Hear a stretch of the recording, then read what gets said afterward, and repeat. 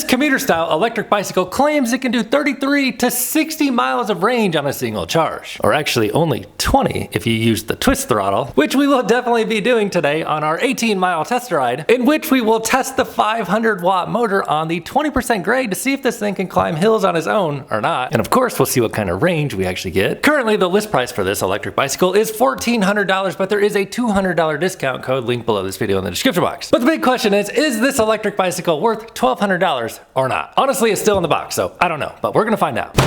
If you order one online, here's what it'll look like in the box.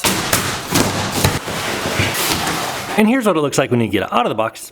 Interesting to see these Nutt Hydraulic disc brakes. It's the first e-bike I've seen that has these. They will be grabbing 180mm rotors on both the front wheel, on the rear wheel, as well as the front wheel. Tires are designed for street riding, 2.6 inches wide by 27.5 tall. And no quick release for the front axle. Makes it more difficult for the thieves to steal a front wheel. We do get metal fenders, and it looks like a reflector on the rear, unless maybe there's a rear light in this box. We'll check out the gears here in just a moment. But the 500-watt nominal motor is branded GoTrax. Let's see what kind of power this thing produces soon. The rear rack comes pre-bolted on for you. 25 kilograms max load. Let's check out the battery. Charge port is down here, and it is a frame integrated battery with a light right here. You can press on this button to see how charged it is. Green apparently means half charged. It is branded GoTrax. GoTrax is like a major brand. You can actually find these bikes in Best Buy. And it is indeed a 48 volt, 13.6 amp hour, 652.8 watt hours of energy battery. Here is the full label. So I'm guessing this is a 54.6 volt charger. How many amps? 2?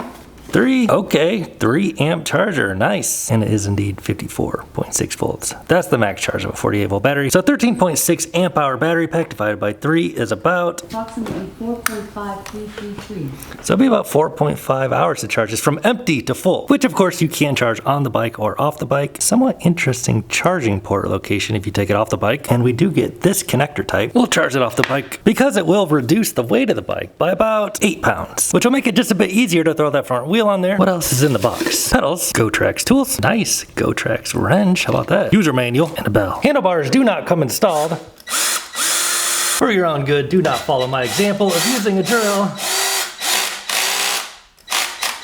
Handlebars have a very generous, nice, sweep back, perfect for an upright riding position, excellent for city commuting, and rubber ergonomic grips held in place by a bolt so they won't rotate on you. Nutt Hydraulic levers. Typically I see these on scooters, which makes sense because this company, GoTrax, they do make electric scooters. Levers look nice, and there's actually a thumb throttle on the left. It's a minor detail, but I do appreciate the rubber strip on there. Makes it grippier and nicer. Pedal assist modes, and 8 speeds on the micro shift branded shifter. And speaking of city riding comfort, what kind of seat do we get? Looks pretty nice. It's wide, it's got a handle on it, and a quick release lever, and appears to be a pretty nice shape. We'll have to try this out. And of course, this bike does have front suspension. There are no adjustments on it, but it should make a huge difference for basic city riding. We'll throw the display on there in just a minute, but first we'll throw the wheel on. Oh, that's pretty light.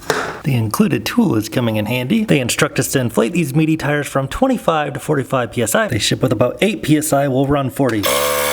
And the kickstand comes pre-installed in the correct location so it will not strike the pedal when you push the bike back. Front fender feels sturdy and quality. It's a pretty basic front headlight. There is a medium-sized chainring up front, probably geared for some lower speed pedaling, and we get 8 gears on the rear cassette, which you can shift with your microshift 26 derailleur. Careful not to tip your bike over because there is no derailleur guard installed, nor is there one in the box for you to put on there. Take a look at this display in just a moment, but first let's throw the battery on.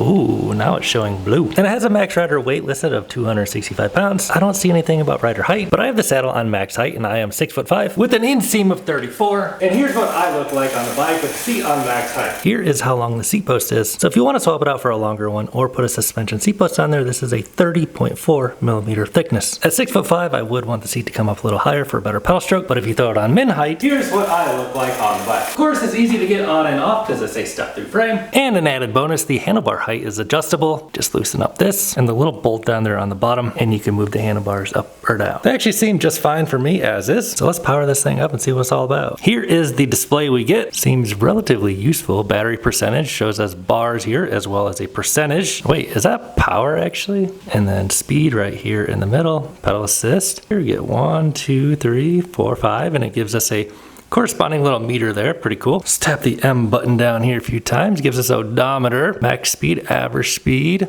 trip, and that is our settings there. Typically, if you want to get into the menus, you hold plus and minus. Oh yeah, you can get into here. Better not mess with that. Oh, is this max speed? 19.9 maybe? Might have to get in here and mess with this in a little bit. Units.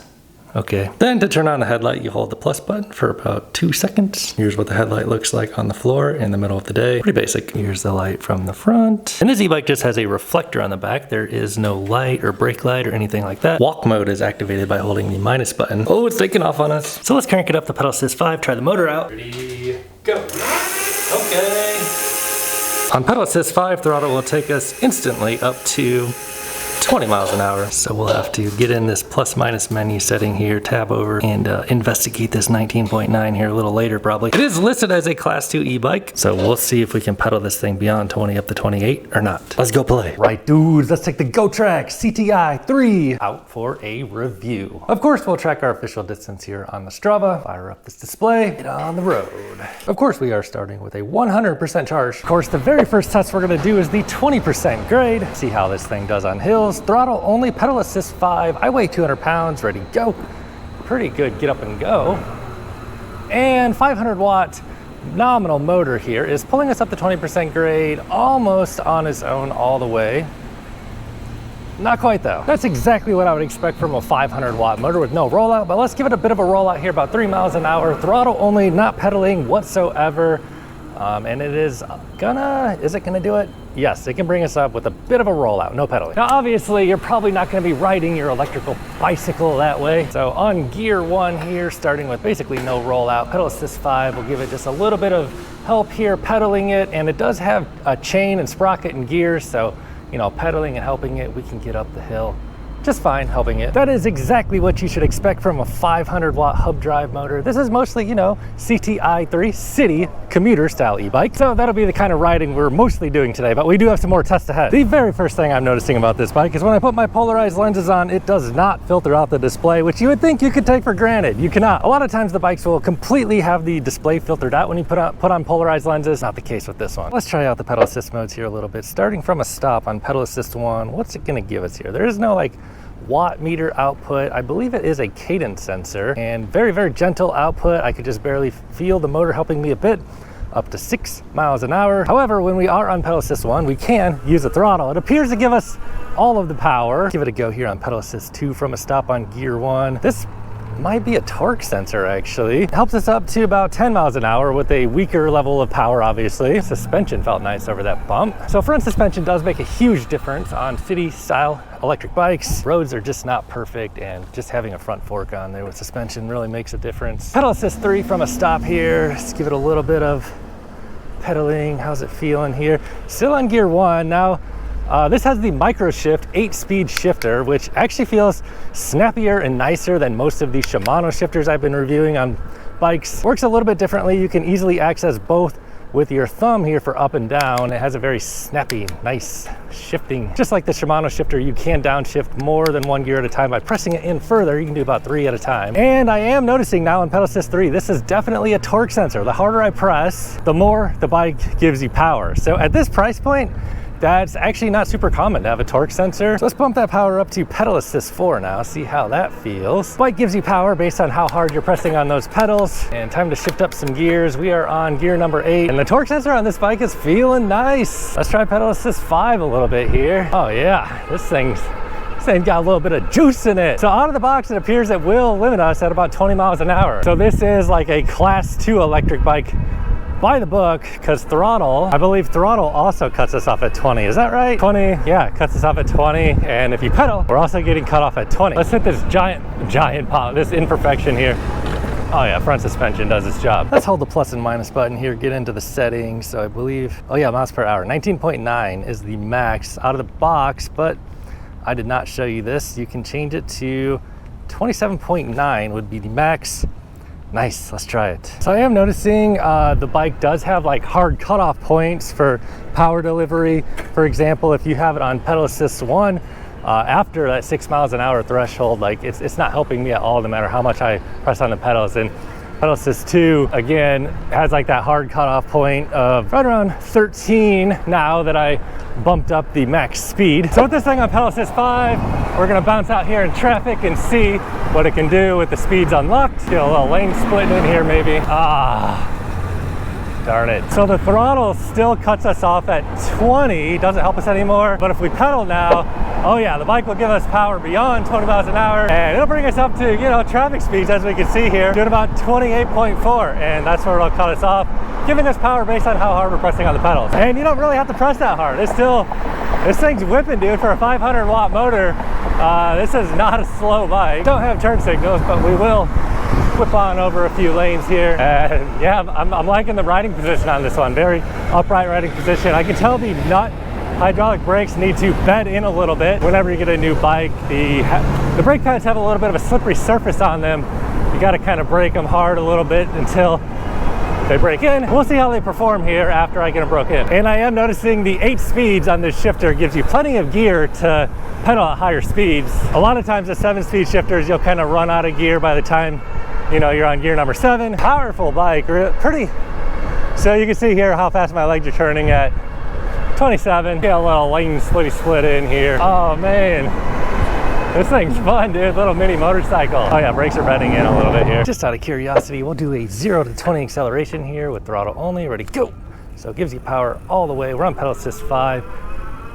10, 15, 16, 17, 18, 19, 20. So pretty typical 500 watt motor performance. Definitely not a slow bike. You know, for a city commuter that you're trying to get some decent range on, I would say this is, you know, sufficient kind of power. It's not, you know, throwing you off the back or anything. It's not gonna pop a wheelie on you when you press the throttle or anything.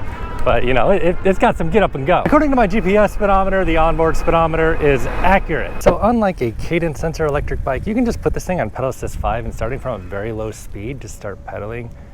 Just very, you know, put a little bit of input in from your legs, not even much at all, and it will just very gently help you. If you're on like a cadence sensor style bike, on Pedal Assist 5, basically just be throwing you back and you'd be taking off, you know, like a rocket. Now you can start, you know, pedaling just a little bit harder and it'll just give you power based on how hard you're pressing. It's a very nice, natural, very intuitive feeling way to ride an electric bike. If you're riding your bike primarily to get exercise, the torque sensor is a really good option for that. Now, pros and cons, as I did mention earlier, if you're going like faster than like 10 and bump this thing down to like Pedal Assist 1, after you're going over 6 miles an hour, the pedal assist isn't going to help you at all. But of course, you have that throttle on tap, access to all the power at any moment you want it. All right, dudes, let's go try this thing on some hills. Now, this is not your '1 go-to for like off-road riding, but let's see what I can do on a little bit of off-road and going up this hill. Throttle only at the moment.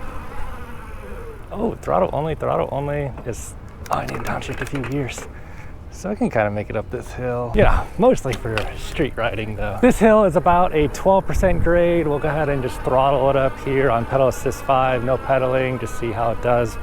Pulling up about 11, 10, 9, losing steam, but it's doing it without pedaling at all. That's pretty much the same hill as we run over here. So being that this is a class 2 electric bike, as it ships, you'll have less trouble with the law, you know, if that is a thing in your area. Only 500 watt nominal motor, so that is like definitely more of a legal, police-friendly electric bike to have. Speaking of police, that is a crew of police right in front of me here. I mean, unless you unlocked it the way I did, then now it's class 3. So we'll go ahead and run it up to the top of that hill right there. You know, it's an 85-foot climb, 12% grade. See how it does, then we'll test the brakes. Dude, this guy has a 2-person bike with 1 person on it. Oh, a dog's up front. So we'll go ahead and see how this does on throttle only, rolling in, throttle only, 9 miles an hour, not pedaling, pulling 7, 8, pulling about 7.5 miles an hour, throttle only. So I can definitely climb hills. And the main portion of the California incline here, we will do throttle only, 9, 10, 15, 17, and topping out about 17.5 climbing the 12% grade. No pedaling, 200-pound dude, and pretty much holding there. And we were just down there in that parking lot, way down there. Gotta say, these 27.5-inch wheels feel nice rolling over these bumps and stuff here. You could add a suspension seat post to this bike though, if you do want, you know, full suspension. Battery is showing 70%, and I am noticing these Nutt hydraulic brakes, you do have to kind of pull A little bit harder than maybe like a Tektro set, but they do feel good. They are 180 millimeter rotors, hydraulic. It makes them a little bit more newbie friendly, so you don't accidentally pull them too hard and send yourself over the handlebars. I am noticing that the tires on this bike do roll very smooth and quiet, since they are a narrower, you know, they're not like the 4-inch wide loud tires. So once you're up to speed, other than the hub motor making a little bit of noise you can hear, pretty quiet bike, pretty smooth. So in the case you do need to brake hard from 20 miles an hour and brake. So yeah, they definitely work. You gotta pull on those levers, but they are very smooth. Hydraulic disc brakes. Levers feel nice in the hand. You can lock up that back tire. You don't want to lock up the front tire. Perfectly sufficient. That chopper looks serious. So after 11 miles hour of ride time, we're sitting at about 60 or 70% on the battery. This has been mostly throttle riding today, which they do claim you can do about 20 miles under throttle only, or, you know, 60 miles if you're really putting in a lot of work on your own, not really using that throttle so much. We'll see what we actually do. So final thoughts on this bike, you know, it's a $1,400 bike, but there is a discount code if you click the link below this video. If you did buy this bike through that link, it would help support this review. But my opinion on this bike, it is pretty nicely equipped. You know, a torque sensor at this price point, you know, say you can grab one of these things for about 1,200 bucks. You know, it is a pretty nicely powered bike with a good feeling torque sensor. So if that's what you're looking for, I mean, this thing ticks quite a lot of boxes for like a city commuter kind of bike. Got a nice, comfortable, upright riding position. It's balanced. You can take your hands off the handlebars, it'll stay balanced. But a nice, easy, quick, easy reach here too. And one really nice thing about this bike, you know, it's a pretty big brand. You can buy this bike like in Best Buy. It is, you know, a well-established brand, so you're not just buying something, you know, from some random company on the internet. Pretty solid bike. If this is the kind of city commuter bike you're looking to buy, I don't see any reason not to buy it. So if you do want to grab one, link below in the description box will take you to the order page. Let's head on home, see what the final range is on this thing. And it is nice that there's throttle. Right dudes rolling up on almost 17.5 miles, hour and a half of ride time. Average speed almost 12 miles an hour, 40% on the battery. So 48 volt, 14 amp hour battery pack. They say you could do 20 miles under heavy throttle, which is exactly what I did today. Did not pedal this bike too much today other than feeling out that torque sensor, which was nice. However, if you do put in more of your own power and make use of that torque sensor, go slower speeds, don't rely on that thumb throttle, you probably could get, you know, closer to 50 or 60 miles maybe, just depending on your speed and how hard you're working. I feel like about 40 miles is a decent range expectation on this bike. If you want to grab one, click the link below this video, buy through that link. However, if this is not the kind of bike you're looking for, watch this video next. Catch you over there.